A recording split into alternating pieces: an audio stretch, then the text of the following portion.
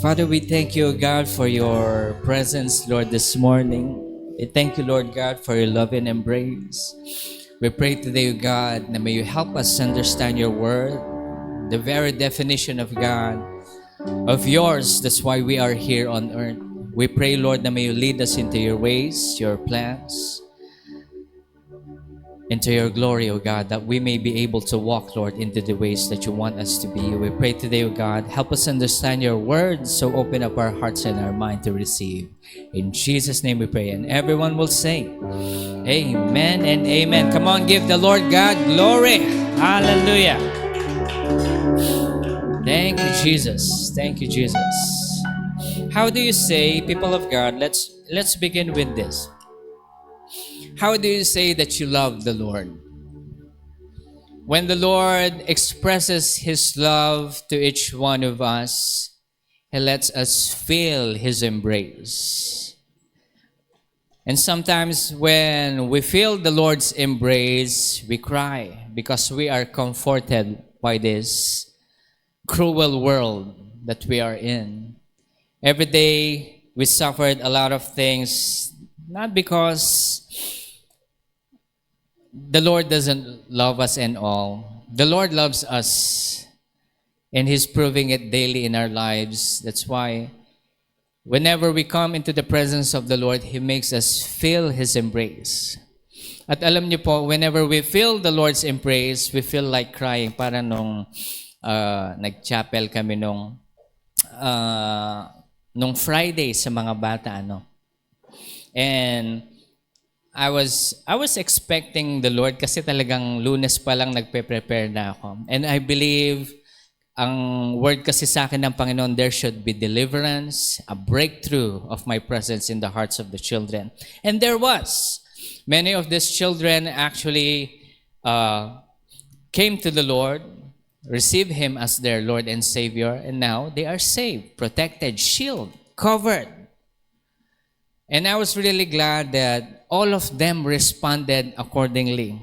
I was expecting it because the Lord says so. And when they felt the presence of the Lord, some of them just can't avoid but start crying.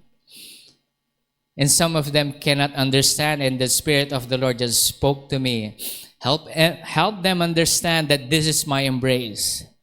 And same thing for all of us, people of God. Whenever we come into the presence of the Lord, we feel like crying because we feel the love and embrace of the Lord, because there is a hole, may butas sa ating puso na ang pwede lang makapag-feel o sabihin natin makapagpuno nun ay yung presensya at embrace ng Panginoong Jesus. Amen?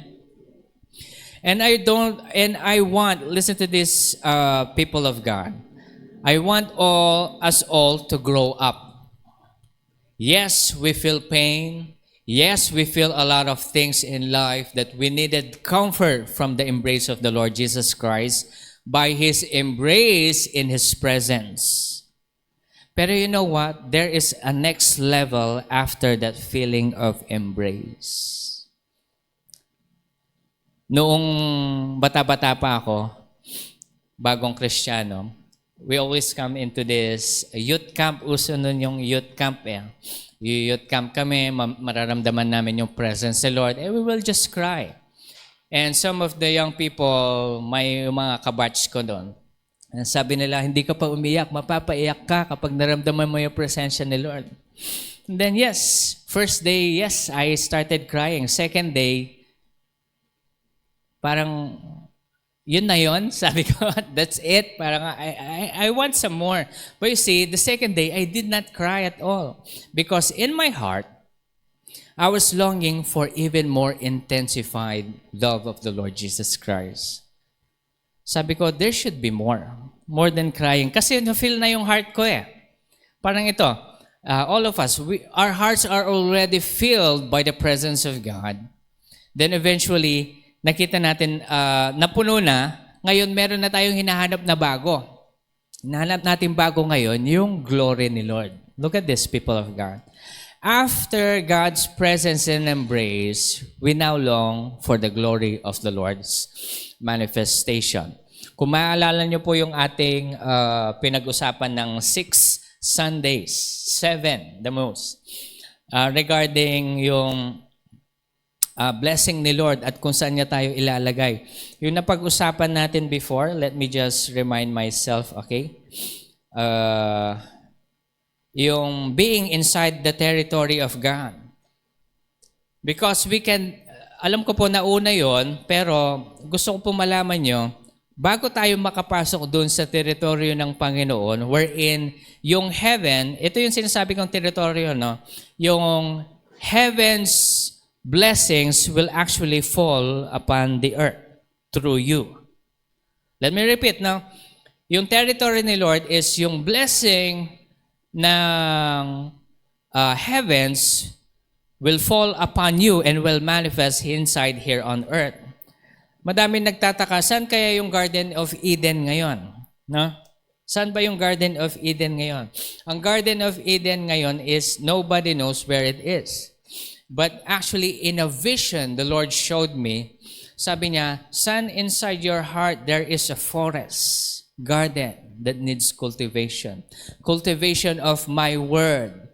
And while it is springing out of fruits and all, sabi ng Panginoon, ang kailangan mong manatili, ang kailangan mong patuloy na gawin ay basahin ang aking salita. And this garden will flow out of you. Alam ko, it's hard to understand right now because we do not really understand the glory of God. What we feel before itong praise and worship natin, ang naramdaman nyo po, sasabihin ko sa inyo kung ano naramdaman nyo kasi some of us are crying, some of us are feeling the presence of the Lord. It is because our heart is full of pain. And we needed the embrace of the Lord. And inside the presence of the Lord, God helped us feel His embrace. That's why we started crying and all. But you know what? Kapag na-feel na yung heart natin, we're going to look for something more. Now, the glory of God. In order for us to understand the glory of the Lord, ang sabi sa Bible, who can enter the presence of God? He who has clean hands and pure heart. He who has clean hands. Everyone who has clean hands and pure heart.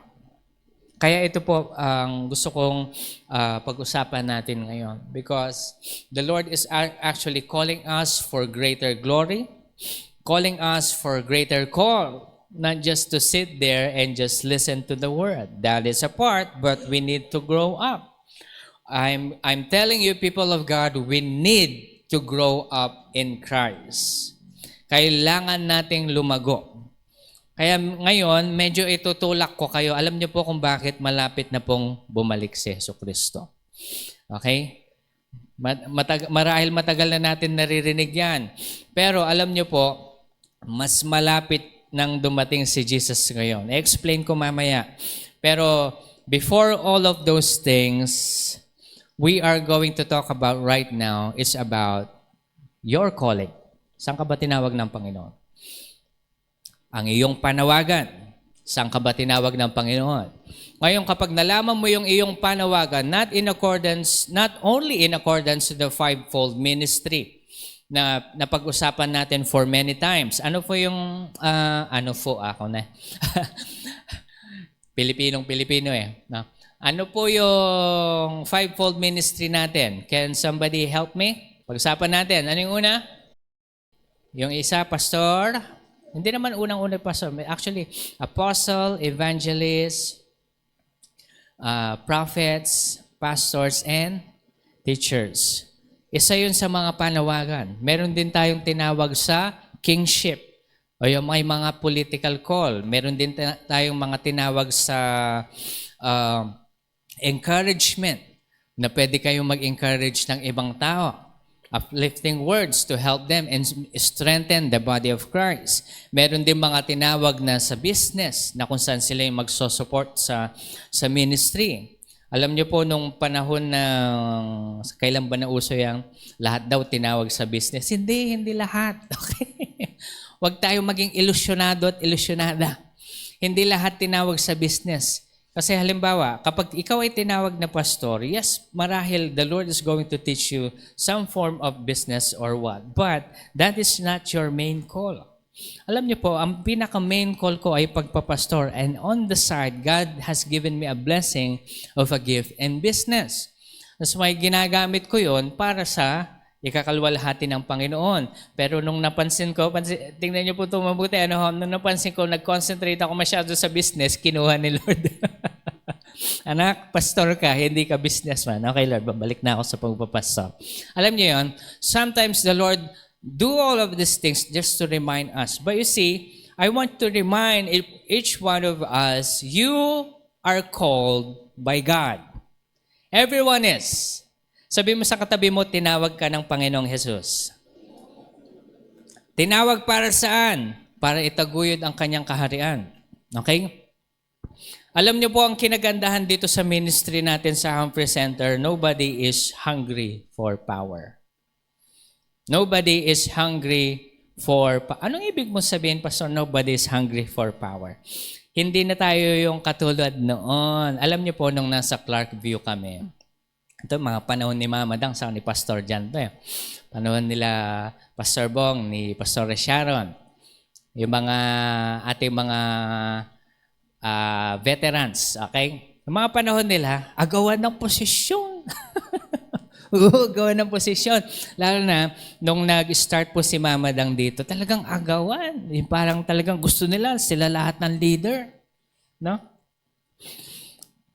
Remember that you cannot compete with true leadership. You cannot compete with true leadership. Pastor Mark, what is true leadership? True leadership is where God positioned you into that leadership. Because true leaders are actually victims of God's destiny. Let me repeat that. True leaders are actually victims of God's destiny. True leaders doesn't want to become leaders. Tama? Ang mga totoong leader, hindi nila gusto maging leader. Kung pwede nilang ibigay ito sa iba, ibibigay nila. Okay? Pero meron din yung mga talagang suga pa sa pagiging leader, talagang aawayan nila lahat, tatapakan nilang lahat para sila mapunta sa posisyon. Parang yun ang ilang beses ito nangyari kay Pastor Jan saka kay Mama Dang. Ilang beses yan. And I've witnessed some of it. And there were even some stories from back in their younger days wherein talagang laban sa posisyon. No? Pero alam niyo po, si Mama Dang, si Pastor Jan, hindi nakikiagaw yan. Pag niligay sila ni Lord, di sige. Pag ayaw sila, alisin sila, di sige, okay lang. Alam niyo yun? Pero meron talaga yung mga nakikiagaw. No? Maalala ko nung ito, medyo mulat na ako nun. Nasa Clarkview kami. Si Mama Dang sa si Pastor Jan, chill lang yung mga yan. They're doing it for the Lord. Sabihin mo sa katabi mo, do it for the Lord. Not for the position. Nung ginawa nila ito para sa Panginoon, the Lord started lifting them up. Kahit na ayaw nilang mapunta sa posisyon. At habang nililift up sila ng Panginoon, ito naman yung mga iba. Bakit sila ilalagay dyan? Anong alam niyang mga yan? Kasi alam niyo po si Mama Dang, naglilinis lang yan. Alam mo yung trabaho ni Ate Belen dito? Okay? Yung naglilinis, sige. Ganyan yung trabaho ni Mama Dang. That's why they look down on her. Remember this, people of God. It doesn't mean that somebody is cleaning your house or doing all of these mediocre things that you think that's mediocre. Do not look down on them. Amen. They are in a position where God has placed them there for His own good reason. Kaya kapag meron kayong katulong, sino may mga katulong sa inyo sa bahay? Wala kayo? Pastor, kami gumagawa lahat. Ito, makinig kayong sa may mga katulong, wag na wag nyo silang titingnan pababa at mas bababa sa inyo. Pastor, kasi pag hindi mo gagawin yun, magmamalaki sila. May mga ganon. So you have to, alam nyo yun, you have to confirm your relationship with them. You see, kalaunan nun, balik tayo dun sa kwento balaunan nun, when the Lord is lifting Mama Dang and Pastor Jan in leadership, madami nagrereklamo bakit sila yung nilagay and all. No? Madami nagrereklamo. But you see, you cannot compete with true leadership like Moses. Si Moses ay nilagay ni Lord. Gusto ba maging leader ni Moses? Ayaw niya nga eh.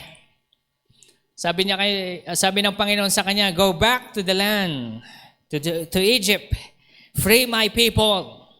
Sabi ni Lord, hindi ako marunong mag-speak.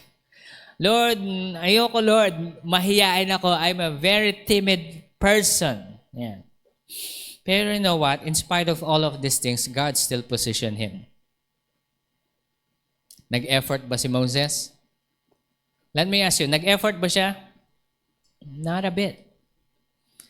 Pumunta lang siya doon, sumunod lang siya sa Panginoon, and God positioned him. Kaya ikaw at ako, sabihin natin sa bawat isa, sunod lang tayo kay Lord. Okay? Susunod lang tayo sa salita ng Panginoon.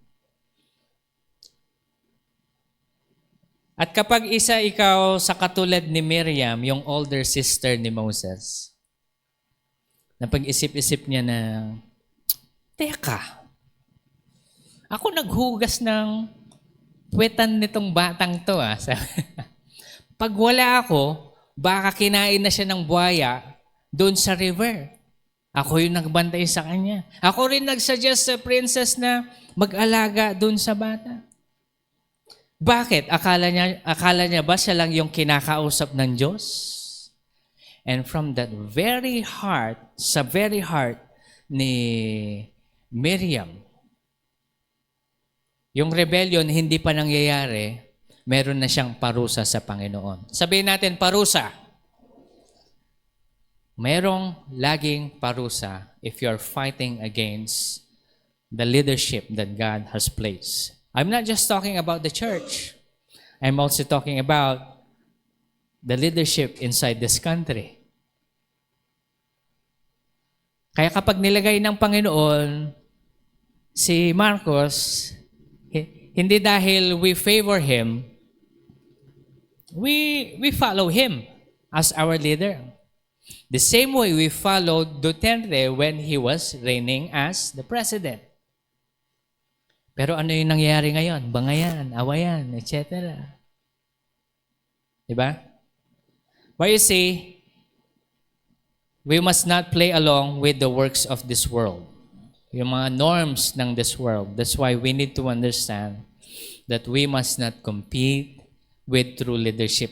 Inagawan ba ni David si Saul ng corona? No. The crown went by itself to David. Sa Ziklag, binigay sa kanya yung crown. Nag-effort ba si David? No. But David respects the leadership. At yung nagdala sa kanya ng corona, sabi niya, bakit nasa iyo yung corona ni King Saul? Sabi niya. Akala niya, i-reward siya ni David. Sabi niya, ako kasi yung pumatay kay Saul para ibigay sa iyo ang corona. Anong sabi ni David? Patayin niyo to. Bastos, sabi niya. Why will you put your hands to the anointed of God? Even David had the chance to kill Saul, but he did not because he respects. Sabihin natin, respect. So people of God, respect those who are above you. I'm not just talking about me as your pastor, but also your parents inside your house. Do you respect them? Sasabihin ng mga iba, magulang na rin ako ngayon. I have my own house. I have my own rules. But if your parents are suggesting something to you as a new parent, listen. Amen po sa lahat ng mga may lola at lolo na. Makinig kayo. Kasi they know better. Mas alam nila yan kaysa sa inyo. Hindi, mas magaling kami. Do not be proud. Do not be proud. Sabi sa Bible, the Lord hates the proud. but He favors the humble. Okay? So be humble. Ang mga hindi marunong magpaturo, hindi pwede maging leader yan. Yan. Hindi kayo pwede maging leader. Pero pag gusto nyo magpaturo, of course, you will become a leader. Pero meron din downside yung dito sa nangyayari sa atin sa Humphrey Center. Pastor, anong downside? Kasi not everyone wants to be a leader. Sabi ko po sa inyo bago ako mag-leader dito, bago ako maging pastor ng church muna, ang lagi ko sinasabi sa Panginoon around, I think that was 2008, 2009, sinasabi ko sa Panginoon, Lord, paano ako magli-leader dyan? Gusto mo ako magpastor sa Humphrey Center? Hindi nga ako kilala ni Papa Roy. Hindi niya nga alam na anak pala ako ni Mama Dang sa ni Pastor Jam. Nabigla na lang siya. Akala ko, sabi niya, I thought the Ordelios are a bunch of ladies. I didn't know that you exist. Sabi niya sa akin. Well, here I am. Ganun na lang ako. And He doesn't want me to become a pastor of this church. Lagi niya ako pinapagalitan noon na in a sense, no? Kasi lagi niyang tinutuya yung pananamit ko. Why are you wearing something like that? Change your clothes. It's just like you're asking people to beat me. Look at my... alam niyo po, nung medyo high school pa ako noon, alam niyo yung mga kabataan, normal na kabataan, I wear what I wear. No? I wear what I wear. He doesn't want me to have anything to do in this ministry. But you see, when the Lord positioned me here, nobody can stop it. Nobody. And if I can still remember, I don't want to become a pastor. I don't want to become a leader of this church. Just so you know, I am the 7th son of Mama Dang and Pastor Jam. I don't expect to have any form of leadership. And I don't want to. But you see, the Lord placed me still. Because true leadership, true promotion comes from the Lord. Amen? Hindi ko po pinagmamalaki itong position na ito. Actually, kung pwede ko lang ibigay sa iba, ibibigay ko talaga sa iba. Kasi mas gusto kong nagsaserve. I love to serve. Kaya kapag, alam niyo po, whenever I go to places, events, lalo na nung mga panahon na pabalik-balik ako sa Singapore, I serve Pastor Stephen. I serve other pastors. Help them. Alam niyo yun? Carry their bags. Do things for them. Prepare their mics. I love doing that. Kasi ang gagawin ko na lang, makikinig ako. And I will be filled. Pero kasi pag leader ka, you have to prepare a lot of things. Now, when we're talking about leadership, ang downside naman dito sa atin ngayon is everyone is timid. Sabihin natin, timid. Ano yung timid? Hiya-hiya. Okay. Walang kahihinatnan niyang hiya-hiya ninyo. Alam ko po yan. Alam niyo kung bakit? Kasi ako mahihain din. Hindi na lang halata ngayon kung makikita niyo. Mahihain din ako. I hate being in front of people. But you see, everyone is supposed to lead at some point. That is the bad thing about this ministry that we have. Some of us doesn't want to lead. Ito yung problema ngayon. Makinig kayo Sabihin niyo sa akin kung totoo o hindi. For some, they do this. They don't want to become a leader because some of us cherry pick what we want to follow. We cherry pick. Kung sa baga sa Aratilis, iniisa-isa natin yung mga gusto lang nating sundin. Ayaw natin maging leader kasi masyadong malaki yung responsibilidad. Ayaw natin maging leader kasi titingnan ng mga tao yung buhay natin. Yun yung pangit.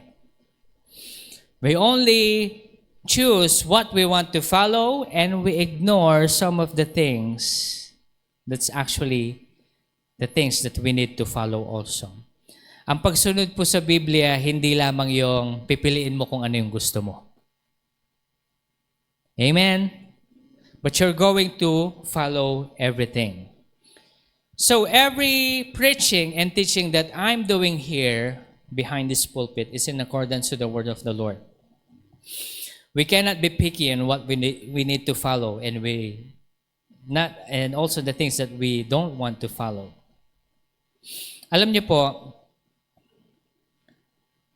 ang bawat isa po sa atin, one way or another, we are going to lead people. Not everyone is a leader, pero explain ko ng mabuti kung nasaan yung level of leadership na nasaan ang bawat isa sa atin. Ano ho? Ito po yan. Kapag tayo po kasi ay namimili ng salita ng Panginoon na gusto lamang natin sundin at itatabi natin yung mga ayaw natin, hindi po tunay na pagsunod yun. Okay? Magtataka tayo kapag dating ng araw na, Lord, sumunod naman ako sa salita mo. Bakit wala ako sa langit ngayon? Kasi sabi din ng Panginoon na magpatawad ka, pero hindi ka nagpatawad. Paano yun? You cannot continue, ito po sasabihin ko sa inyo, you cannot continue to do the work of the ministry and not forgive the people who sins against you. Amen? Nakapagpatawad na ba tayo? Sure yan ha? Kapag dumating si Jesus ngayon, siguradong masasabi, Lord, napatawad ko na lahat. Amen? Hindi, Lord, hindi ko makalimutan yung ginawa. Pastor, paano ba patawarin yung mga tao ito? Patawarin mo lang. Hindi naman ibig sabihin ibabalik mo yung relasyon eh. Patawarin mo lang, just release them so that you will not have this grudge inside your heart. That grudge will actually be an open door for you to be destroyed by the enemy. So be very careful. At kapag yung iba sa atin, we don't want to become leader because nahihiya tayo. Hiya-hiya tayo, no? Like most of us right now, hiya-hiya, no? Makinig kayo mabuti sa akin. Luke chapter 9 verse 26. Buksan natin yung Bible natin. Luke chapter 9 verse 26. Ano yung nakasulat dito? Let me read it for you. For whoever is ashamed of me and my words, the Son of Man will be ashamed of him when he comes in his glory of the Father and of the holy angels. In layman's term, kapag ako'y iyong kinahiya, ikakahiya din kita sa harapan ng Ama. Mahihiya pa ba tayo? Mahihiya pa ba tayong ibahagi ang salita ng Panginoon sa ibang tao? Kapag kinahiya mo ang Panginoon, ikakahiya ka niya din sa harap ng Diyos Ama. Gusto niyo ba yon? Sino may gusto nun? Wala. Nobody. So what do we need to do right now, Pastor? Ano yung pwede namin gawin para hindi namin ikahiya ang salita ng Panginoon? Kailangan nating ibahagi. Ang question ngayon, paano ko ba ikinahihiya si Jesus? Sa pamamagitan ng hindi mo pagkusang maging leader.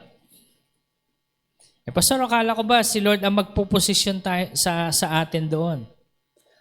Look at me, people of God. When the Lord called me when I was 16 years old, the Lord called me to be a pastor. Sabi ko sa Panginoon, Lord, hindi ko po problemahin kung paano ako aakyat doon, pero ihahanda ko yung sarili ko ngayon para pagdating ko doon, alam ko yung gagawin ko. Paano ko inihanda yung sarili ko? Sa pamamagitan ng pag-aaral. Sabihin natin pag-aaral. Pag-aaral ng ano? Salita ng Panginoon. And how to become a leader. Now, not everyone is called to be a pastor. Some of us are called evangelists, teachers, prophets, fivefold ministry. Some of us are called in different ways, a form of leadership.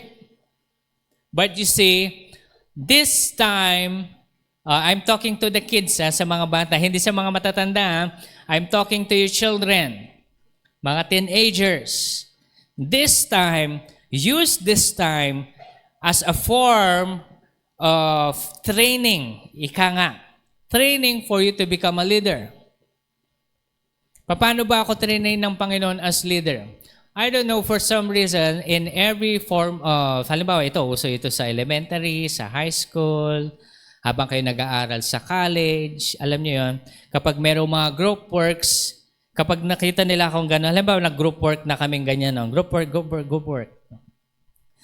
O ning mag-lead kaya tamo, ada kanyang makanyan.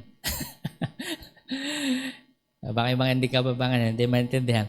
O sino maglilid sa atin yan? Sabi niya. Sino maglilid sa atin yan? Siya na lang. Lagi akong nilalagay yung tahimik na, mukha ka kasi leader, ikaw na lang mag-lead. Laging ganon. From elementary hanggang sa mag-college ako, laging ganon. Sinasabi ko sa sarili ko, ano kaya meron ako? Mukha akong...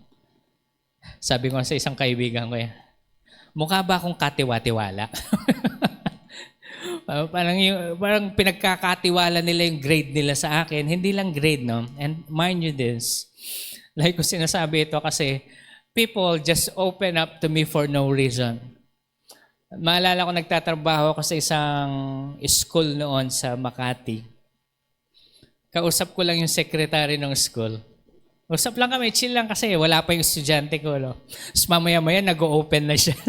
Alam mo yung asawa ko, sumiiyak na sabi, tumiiyak na ako. Ayan, nag-open na ako sa'yo. Sabi niya ganyan, pwede ba kitang ipag-pray? Sige, ipag-pray mo ako. Ganon. Alam niyo yan, hindi ko alam. Because the Lord is actually preparing me for this leadership. And I'm telling each one of you, all of you, will be in that kind of leadership someday. Pero Pastor, not everyone is called as a leader. Yes. But you see, you are called into some form of leadership. Hindi naman yung gusto kasi natin kagad dun sa taas eh. No. God is placing you in the leadership where you can handle. Okay? So yan, tingnan nyo. Ang question ngayon, paano ba natin ikinahihiya ang salita ng Panginoon o ikinahihiya si Jesus? Kapag hindi tayo sumusunod sa kanyang kautusan. Ano ba yung kautusan ng Panginoon? Basahin natin. Ano ho? Matthew 28:19. Buksan natin. Matthew 28:19. Ninote ko na siya dito, okay? Matthew 28:19 says, "Go therefore and make disciples of all nations, baptizing them in the name of the Father and the Son and the Holy Spirit." Go. Go where? Therefore, and make disciples of Jesus, not disciples of you. Okay? Disciples of Jesus. Baptizing them in the name of the Father and the Son and the Holy Spirit. We're literally going to disciple people. Alam niyo po, medyo na-frustrate ako nung nag-start ako mag-ministry kasi ito yung usually nangyayari. Ito yung usually na nangyayari. When I disciple someone, tapos nung natuto na sila, alam niyo yun, bago pa man sila matuto, aalis na. Aalis ng church. May mga ganun eh. Kaya na-frustrate ako eh. Sabi ko sa Panginoon, look, tinuruan ko tong batang to, tapos nung natuto na siyang tumugtog eh, imbis na gamitin niya kay Lord, ginamit niya sa pagbabanda-balda niya sa labas. Hindi na ako magtuturo ako. You know what? I prayed for a very long time. Lord, sabi ko, magbigay ka na ng pwede kong turuan where I can pass this talent over them. Maalala ko noon, sa Clarkview, merong makulit na bata, si Galvin. Ang kulit talaga. Talagang kinukulit niya ako. Kuya Mac, turuan mo mag-gitara. Sige, talagang pupunta po yan dito. Talagang siya magkukusa, pupunta siya dito para lang turuan ko. Yung tinutukan ko siya talaga, sabi ko sa Panginoon, Lord, magtatagal ba itong batang to? Tatagal ba siya, Lord? Baka pag natuto ito, magbabanda-banda din. Mababad trip lang ako, sabi ko. Pero sabi ng Panginoon sa akin, I asked the Lord for confirmation bago ko siya tinuruan. Then I started teaching him. And eventually, tung natuto na siya, siya yung nagturo ngayon sa mga panibagong young people nila ngayon sa Clarkview. Bago siya namatay, madami siyang naturuan. Namatay siya, Pastor, yes, very young. Matay siya ng mas maaga. Anyway, at least hindi niya nilibing yung talent na binigay sa kanya ng Panginoon. Ipinasa niya. Okay? So, pagdi-disciple ba yun? Yes, because they're doing it for the glory of God. Kaya pagdating ko dito sa Humphrey Center, madamot ako sa skill. Madamot ako sa pagturo. Kaya kapag yung mga nag-a-apply noon, maalala ko may nag-a-apply noon, yabang-yabang pa sila dito. Makatatuturuan. Hindi totoo, hindi ako nagbibiro. Talaga yung, ayoko yung press ko eh. Mag-a-apply ka ng, sabi na, Pastor Mac, mag-a-apply daw si sa music team ng church. O sige. Ano yung gusto niya? Sabi niya sa akin, anong ginagawa mo dito? Hindi mo alam kung anong gusto mo. Hindi ka tuturuan. Tuturuan. Until na, sabi ko po sa inyo, I'm praying because I don't want that effort to be wasted. So should you. You pray that you ask the Lord, Lord, sino ba yung kailangan kong i-disciple? When you make disciples out of Jesus, it's not just the word, but also the anointing that God has given you. Amen? Kaya ngayon to, maalala ko nung lumapit sa akin si Aaron, si Aaron talaga, ito testimony, ano na naman si Aaron, no? Ma-highlight. Maalala ko si Aaron, hindi talaga marunong sa music to.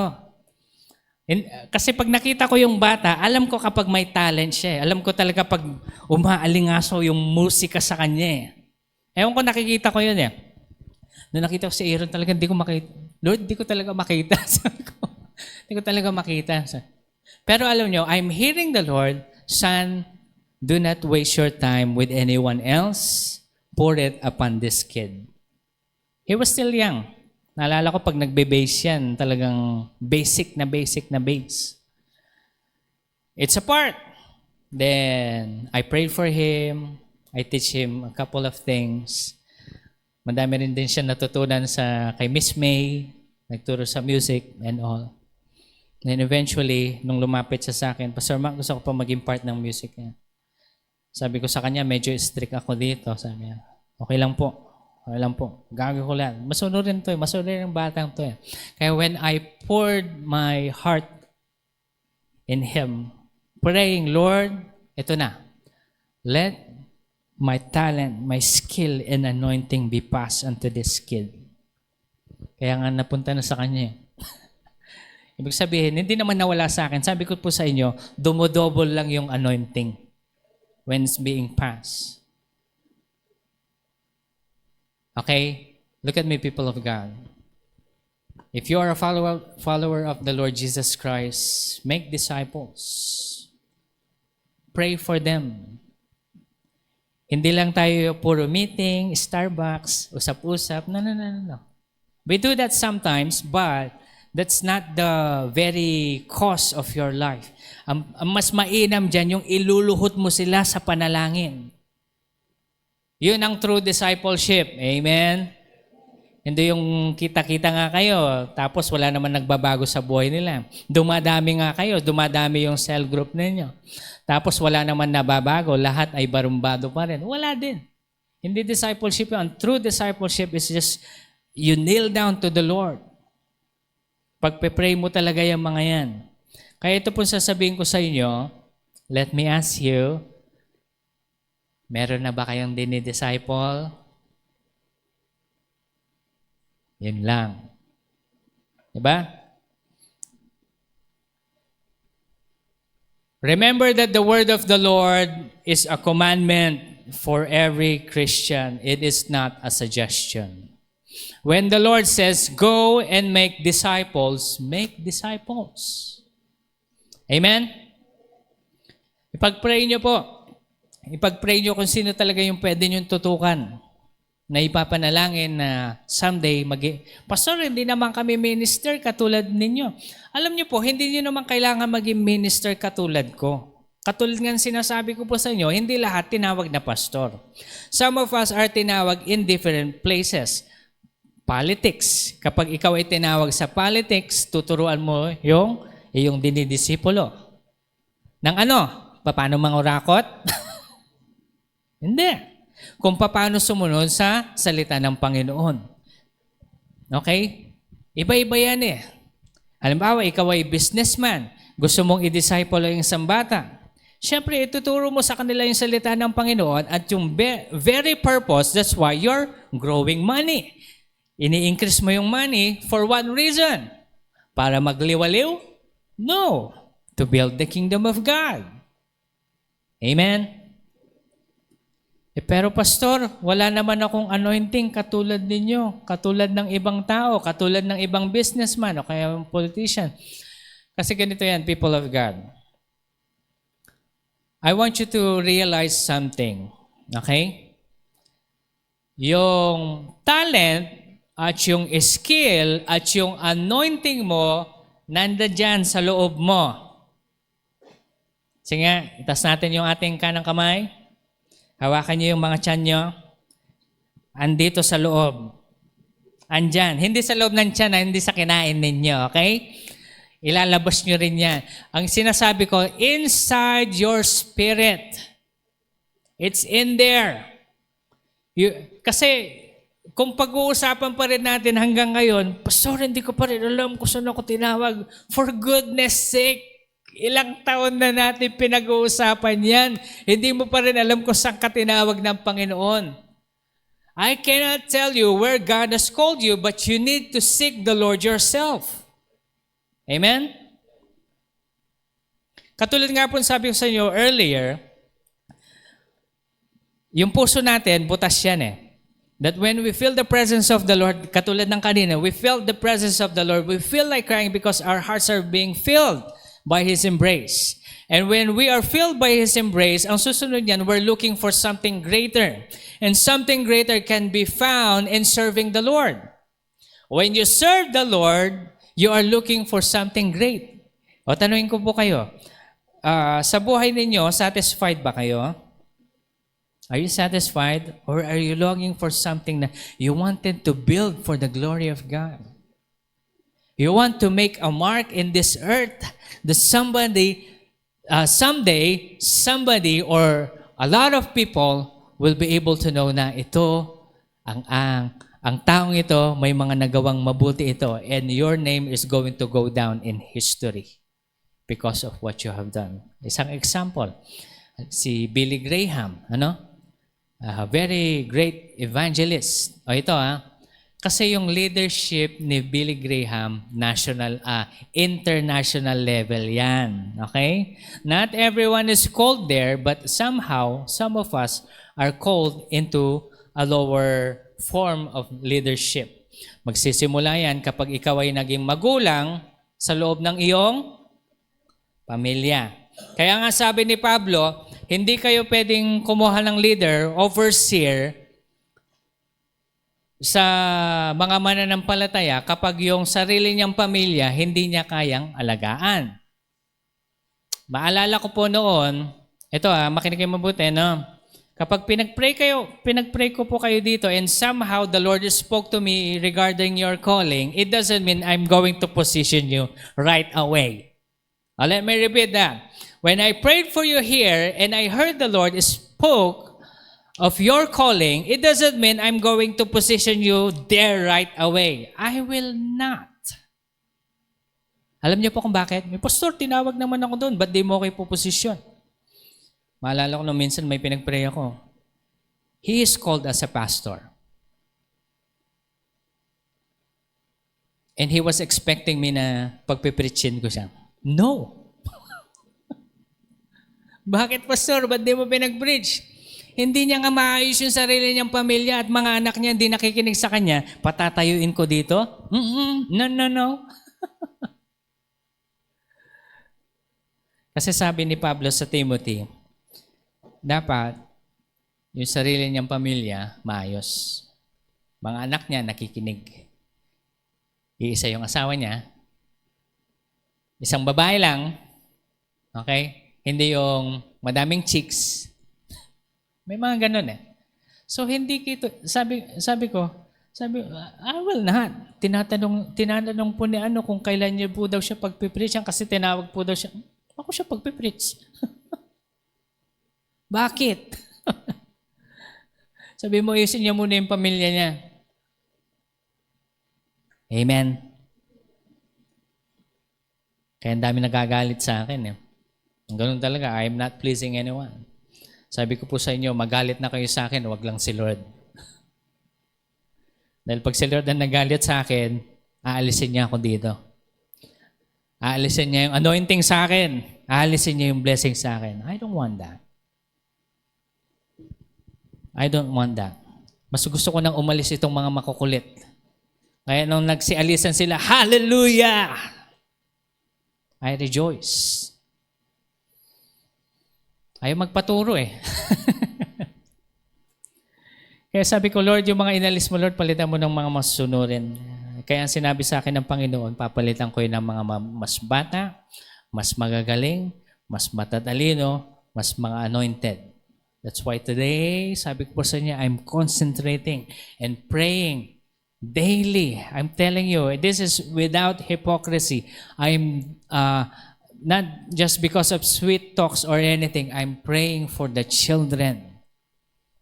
Pinagpipray ko yung mga ating mga nasa school. Lord, ikaw po ang mag-anoint sa kanila, mag-bless sa kanila. Ayan. So ito po, people of the Lord, make disciples of Jesus Christ. If you, look at me, if you stay silent and be a picky follower and not lead at all, huwag ka na magtaka kung bakit wala ang pabor sa iyo ng Panginoon. Ayaw niya mag-lead kasi pray tayo ng pray. Lord, give me favor. Lord, bless me. Lord, naway makita mo ako at makita ng tao na pabor kayo sa akin. That will not happen. Kaya nga sabihin ko po sa inyo, very important ang pagiging leader in some point. Huwag niyong isipin yung leadership na agad na pastor dito. No, not that kind of leadership. I want you to start from where you are. Are you leading your circle to Jesus? Yun. If we're asked, kasi ganito, let me just put it in a phrase like this. Grace has been given as a gift. Okay? But favor comes in obedience. Hindi nyo ho napapansin, bakit yung mga ibang Kristiyano mas pinapaboran ng Panginoon kaysa sa inyo? Baka mas masunurin sila kaysa sa inyo. Huwag po kayo magagalit, pero ganun talagang katotohanan. Bakit kaya mas binibless ng Panginoon yung ibang Kristiyano kaysa sa akin? Akala ko ba, Pastor, everyone is equal and everyone is, yes, everyone is. Everyone received the fullness of grace. But not everyone understood the fullness of grace. And when you fully understand the grace of God, you will obey from your heart. And as you do, this form of obedience will actually lead you to where God is leading you. At makikita mo, binibless ka na lang ng Panginoon effortlessly. Amen?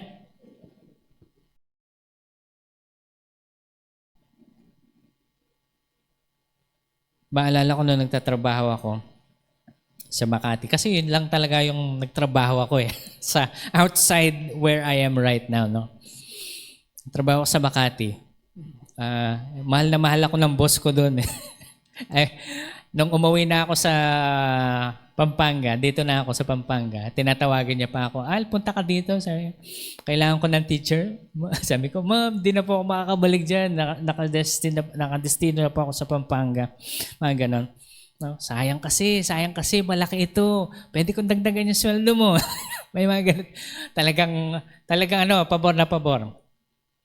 Na to the point na sabi ng mga kasama ko, ikaw sabi mo, pag nagre-request ka kay ma'am, lagi niyang binibigay Meron yata kayo sabi, tanda na nun, sabi ko, tumigil nga kayo. It's because this is the favor that comes from the Lord. Okay? When we follow the Lord, He's going to favor us. He's going to lift you us. lift you up. Rather. Okay? So ano ba yung favor na hiningi natin sa Panginoon? Meron ba kayong hinihingi sa Panginoon? Meron kayong prayer? Sunod kayo kay Lord. Pastor, paano ba maging leader? Okay, simulan natin sa leadership kung nasaan tayo, okay? Yes, not everyone is a leader. Not everyone is an international leader. Okay? I am not. But some are, parang si Billy Graham, some are regional leader, some are national leader, some are provincial, some are local, some are institutional. Katulad nitong meron tayo ngayon. Meron tayong institution. Meron tayong church. O sabihin na natin, kasama pa rin ito sa department or class level. Department or class level. Some of us are leaders of as such. Pero ang pinaka malapit na leadership na meron na binigay sa atin ng Panginoon ngayon, tingnan niyo ako mga parents, yung family mo.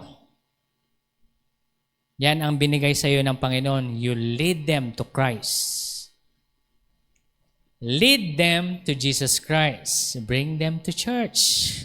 Yun ang first influence. Pero pastor, kasi may work, may ganito. Paano yun? Trust in the Lord. I know God is going to do something. Sabi ko, alam nyo, itong pwede ko po masuggest sa mga iba, no? Kasi nandun din ako eh. Sabi ko, Panginoon, pag hindi kasi ako magtatrabaho, paano ako magpapastor? Anong kakainin namin? Anong, paano ako? Parang gano'n, no? I struggled a little bit, but the Lord gave me the ability. Sabihin natin, ability. Laksan natin. 1, 2, 3, go. Ability. When we talk about the parables of the talents, the Lord gave them according to their what? Sabihin natin, ability. So ano yung pagpipray mo? Lord, bigyan mo ako ng abilidad. Pastor, may abilidad na ako. Kulang. Kulang yung abilidad mo. Kasi, anong tawag mo dito? Hawak ka ng boss mo. Tama? Hawak ka ng boss mo. Binibuild mo yung dream ng boss mo. Hindi, pastor, kasi sabi niya sa amin, if we help build his dream, he's going to build our dreams. Lies! Kasinungalingan. Okay? Nagtatrabaho kayo kasi kailangan yung sweldo. Pero sa totoo lang, binigyan kayo ng abilidad ng Panginoon para kayo mismo ang may hawak sa oras ninyo. Ang problema ngayon, ito makinig kayo sa akin, ang problema ngayon, kaya hindi pa na, palagay ko lang kaya hindi pa binibigay sa inyo ng Panginoon yung abilidad na hawakan yung sarili nyong oras at hindi kayo maging under ng any kind of boss kasi wala tayong disiplina sa sarili. Sige, lahat ng empleyado, tingnan nyo ako. Pagdating ng break ninyo, ng day off ninyo, anong ginagawa nyo sa day off ninyo? Sige nga. Day off, pastor. Day off nga eh. Matutulog, manunood, magpapahinga. Day off nga eh. Alam nyo, yan ang pananaw ng mga mahihirap. I'm sorry. Yan ang pananaw ng mga nagsasabi, dapat yung mga mayayaman, itaksan pa natin ng mas malaki. Bakit? Pinaghirapan nila yon. Habang kayo ay nagpapahinga at natutulog, sila nag-aaral. Are we getting this? Alam niyo po, when I have a break, hindi ko pinapagod yung sarili ko kasi ako makakita lang ako ng nature, mag-stay ako, uupo ko ng, siguro 1 hour okay na ako yan. Siguro pag malapit pa tayo sa beach, talagang pupunta ako doon, uupo lang ako. Siguro magmumuni-muni ako ng 30 minutes, then I will be full already. Yun ako eh. You might have a different form of, para may energize, no? Alam niyo po, kailangan lang natin ma-energize ng saglit, then eventually go back to learning something that will bless you. Okay? Kasi yung mga mayayaman ngayon, yung sa spare time nila, nag-aaral yung mga yan. Habang tayo'y natutulog, nagpapahinga, chill, relax nga, Pastor. Pastor, kasi kailangan naman natin talaga mag-relax. Yes, I agree. Pero alam mong, pagod na pagod ka nang mag-relax kapag yung relax mo yung sobrang-sobra na. O sige, tanongin ko, ito yung bago sa generation na ito. No? Sino sa inyo ang nag-scroll sa social media? Umamin kayo. Okay. Okay, di ba? Di ba nakaka-relax? Look at me. Tumatawa kayo. Nare-relax kayo. Pero alam mong sobra na kapag yung parang ang sakit na ng likod ko. Saan ang likod ko? Merong isang minsan nagreklamo sa akin. Pastor, ba't yung leeg ko parang nakaganon yung parang hindi ko alam ano yung sakit. Pag-pray mo nga.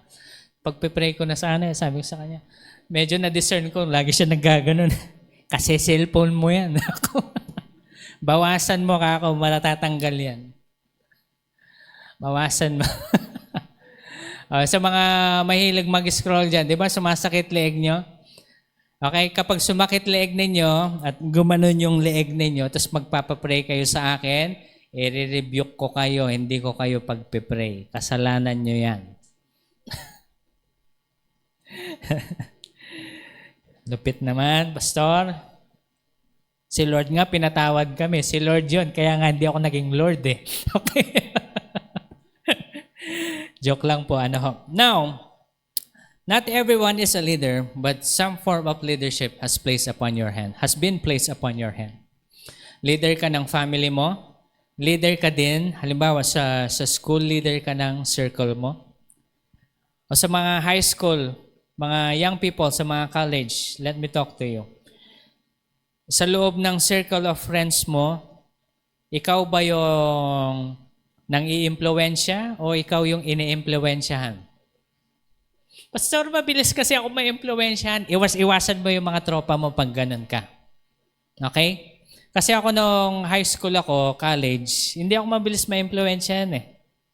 Ibig sabihin, may built-in leadership. Saan kayo pupunta? Sabi, sama niyo si Al, sabi punta tayo sa ganito. Sige, anong oras tayo eh? Mga alauna, yoko. Uwi na ako. Hindi ako pwedeng ganyan. Bakit? Matatanda na naman tayo. Okay na yan. Sabi, nung high school, di na tayo pinapayagan. College na tayo ngayon. Hindi ka pa rin papayagan. Hindi, ayoko lang. Sabi ko, uwi ng 2:00, ano gagawin natin sa labas? Killjoy, no? Killjoy. Okay. Killjoy talaga ako noon. Tagapatay ako ng saya nila eh. Okay. Pero hindi ako mabilis ma-impluwensyan sa mga ganun-ganun. Alam ba, pag magiinuman na sila, uupo ako sa kanila makipagkwentuhan, no? Pero hindi ako iinom. Al, inom ka. Wala ka nang pakikisama eh. Isang shot lang. Dito. Okay na ako dito. Wala. Mahina kami sa'yo. Gaganon pa sila sa akin. Hindi naman sa ganon. Okay ito, mag-usap tayo. Hanggang sa napagod na sila, kapag magiinuman na sila ganyan, kunan nyo na Sprite to. Automatic na yun. Wala nang usap-usap yun. Kaya nga, ito po, pag pinangatawanan mo yung salita ng Panginoon, they will actually respect you for that. Okay? Leadership. Ikaw ba ang naiimpluwensyahan o ikaw yung nang-iimpluwensya? Fast forward. Ngayong mga 40 na kami, nung nagkita-kita kami. Tol, inuman ulit? Sabi, ako nung nag-gaya, inuman ulit? Tama na, Tol, sabi. Nagme-maintenance na ako eh. Hindi na ako pwedeng Yan ako. Sinasabi ko sa inyo eh. Tingnan nyo, ikaw wala kang maintenance. Wala. Maintenance free ako. Wala ako niyan. Sabi, ano maintenance? Di ko alam yan. Yabang, no?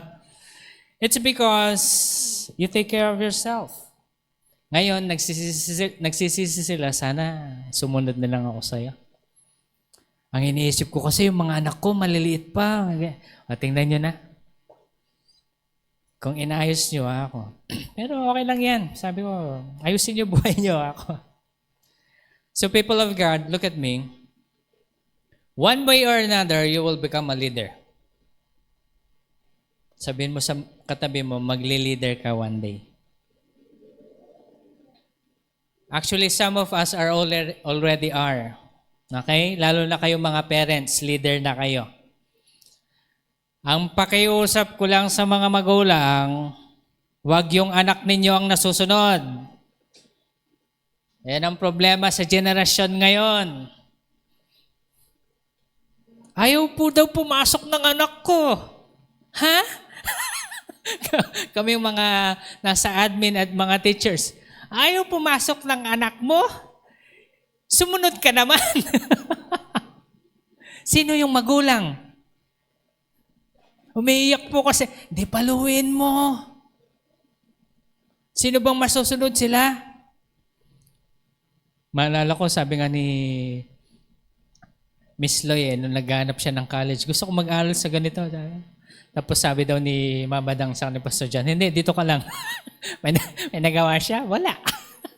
Magulang eh. Wala kang magagawa. Wala magagawa. Ako lang yung nag-suggest. Kasi ako mabait na bata eh. Ma, gusto ko sa Holy Angel.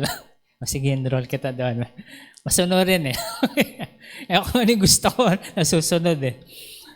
Nung magka-college na ako, sumunod naman ako kay Pastor John, but eventually, the Lord really called me to ministry, kaya lumipat ako sa Manila. You see, these people of God, someday you are going to lead. Some of you are already leading. Tayuan natin yung pagiging leader natin. Amen? Some of us are thinking, Pastor, matatanda na po yung mga anak ko, hindi na sumusunod. Ito, let me suggest something to you parents. Walang matigas na ulo sa pudpud na luhod na nananalangin. I'm telling you that. I've seen it many times. Nakita ko lang yan ito nung chapel namin. Sabi ko nga sa Panginoon, basta merong isang bata, alam ko matigas to eh. Hindi talaga walang pag-asa, no? Kahit yung magulang niya talagang nagsasabi na walang pag-asa. Niluhod ko sa panalangin, Lord. Break them today. And everyone was broken and opened up their hearts to Jesus. Ipanalangin nyo. Ayan ang problema some of us doesn't want to kneel down and pray to the Lord. 5 minutes na prayer, yung prayer mo habang nagtatrabaho, hindi ganong prayer. Talagang mag-spend ka ng time. You're going to just come to the Lord and just pray and kneel down and ask for that. Amen? Sa mga anak na meron kayong pinapanalangin na magulang, iluhod nyo rin diyan. Sa mga magulang na may mga pasaway na mga kapatid, pasaway na mga anak, iluhod nyo din sa Panginoon. Pakikinggan kayo ni Lord. Sige, sabihin mo sa katabi mo, pakikinggan ka ni Lord. Pakikinggan ka ni Lord. Baka naman mas madami ka pang scroll sa TikTok kaysa yung pagpe-pray mo. Wala talaga mangyayari. Nasa sayo na yan. Tapos kapag naging pasaway yung mga anak ninyo, iyak-iyak kayo. Hindi kasi sumunod eh. Kung mahal kami ni Lord, bakit ito nangyari? Luhod ka! Amen? Push yourself to pray. Because that is the beginning of becoming one of God's leaders. Start in prayer. Amen? Bakit ko po kayo pinupush dito? Bago tayo magtatapos, bakit ko po kayo pinupush dito sa course of becoming a leader? Because when you become a leader, at least to their own household, to your own circle of friends, you will be able to lead them to Christ. It's all because Jesus is coming back soon. Malapit nang bumalik si Jesus. At ito yung pag-uusapan natin probably next week. Pastor, bakit malapit nang dumating si Jesus? Look at this. Yung wars. Everyone is making wars with each other. Hindi lang natin nakikita pero merong nangyayaring iba-ibang wars sa iba-ibang lugar, hindi lang nababalita. Kasi tinatago ng media. Ano na yung pinapakita nila? Yung mga trending na sayaw. Yung mga trending, kung ano man trending na kalokohan. Yan ang pinapakita sa mga balita ngayon. Pati yung buhay ng ibang tao, binabalita. Minsan nung nakita ko sa FYP ko, nag-break na daw si... Anong pakialam ko? Bakit andito to? Gusto ko news. I don't care. Kung pwede ko lang kausapin no? Kasi ang pinapanood ko madalas is either yung mga preaching, mga apologetics, Christian apologists, mga debates, and or natututo ako no? And alam niyo po, pero may mga sumisingit na ganito na wala naman sa hulog. Bakit ko po sinasabi dito sa inyo ito? Because the Lord is coming soon. And just so you know, look at me, people of God, nagsimula na yung Neuralink ni Elon Musk. Implantation of microchip sa ulo. Mayroon ng mga volunteers. Okay. Ano yung mangyayari nun, Pastor? Meron na silang microchip sa ulo. Ano bang sense nun? Yun na yung mark of the beast.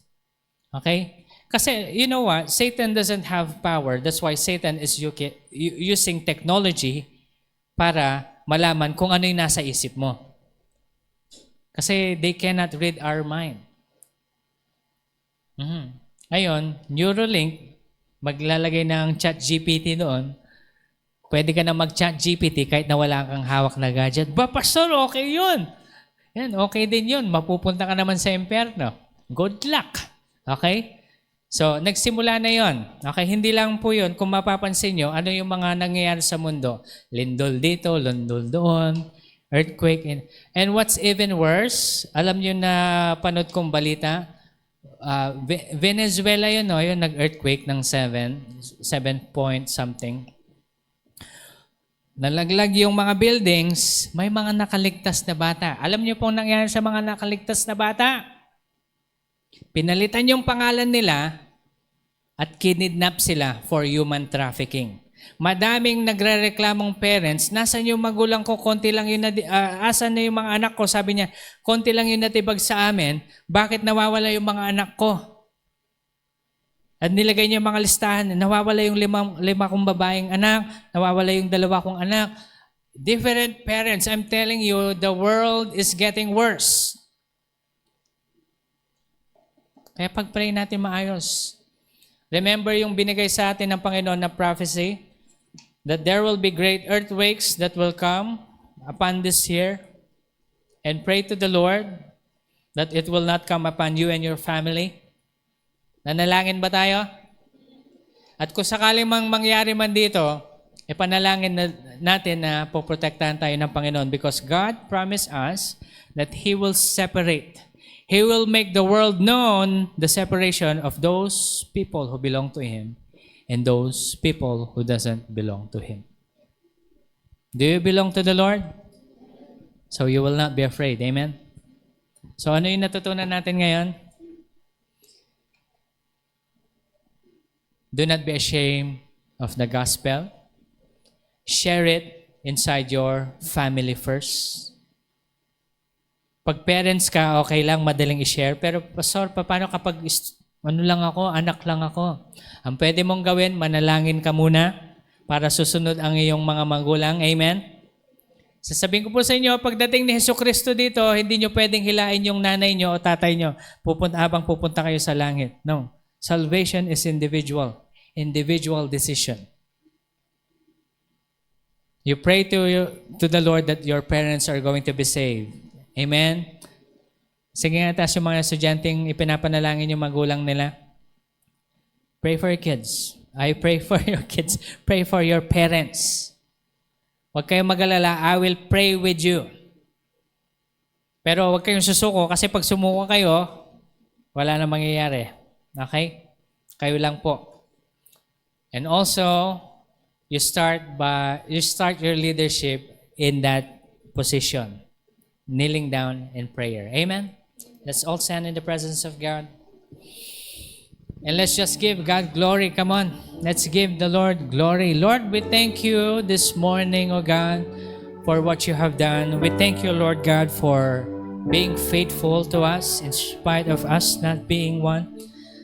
Pero naniniwala kami, Lord, that you're doing this so that we'll be able to learn how to be faithful like you. So we pray today, O God, that may you bless us with your word.